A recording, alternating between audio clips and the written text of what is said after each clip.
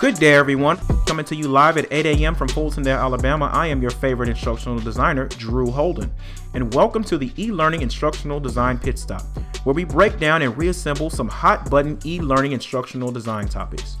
We had a great show last week introducing you to the foundations of e-learning, and before we can race any faster down this track, I figured it was absolutely necessary to make another pit stop this week. What originally got me interested in instructional design was the science of e-learning. I wondered, how exactly do people learn? Well, in today's conversation, we will discover the answer to this question as we unpack what is called the cognitive theory of learning, otherwise affectionately known as the information processing theory. During today's breakdown, we will discuss the model that describes the information processing theory. So let's jump right in. The information processing model describes the way in which people learn and how people remember what they learn. Here's how I like to think about the information processing model. At some point in our lives, we have each moved from one house to another, and in doing so, we use boxes to help us move things around.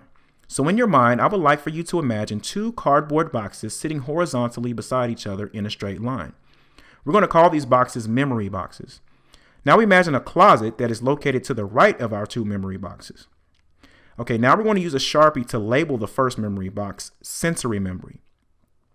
In your mind, take that same Sharpie and label the second memory box, working memory. And on the front of the closet, write long-term memory.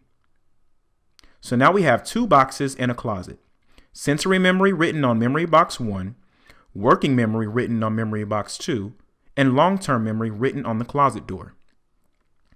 Now imagine yourself holding your favorite shirt in front of you. Place it in memory box 1, sensory memory. When a person begins to learn, something from their environment catches their senses, namely their eyes and their ears. Now take the shirt out of memory box 1 and place it into memory box 2, working memory.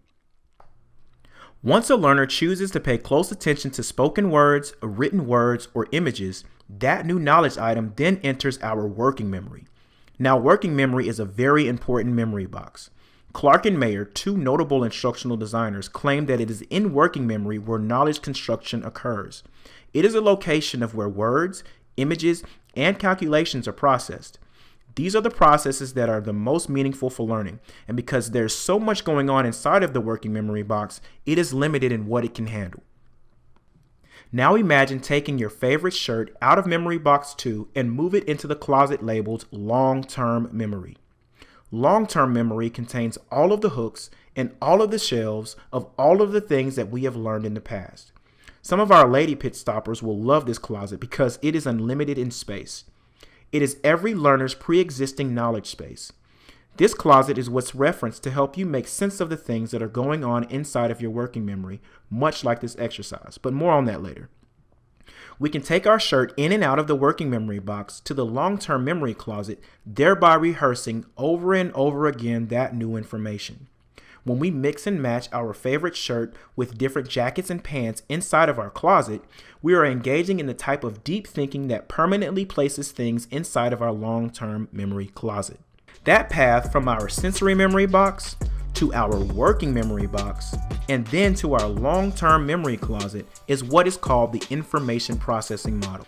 Thank you everyone for listening, and we hope that you learned something today at today's Pit Stop. Be sure to email your questions to info@idpitstop.org and set your calendars for next week.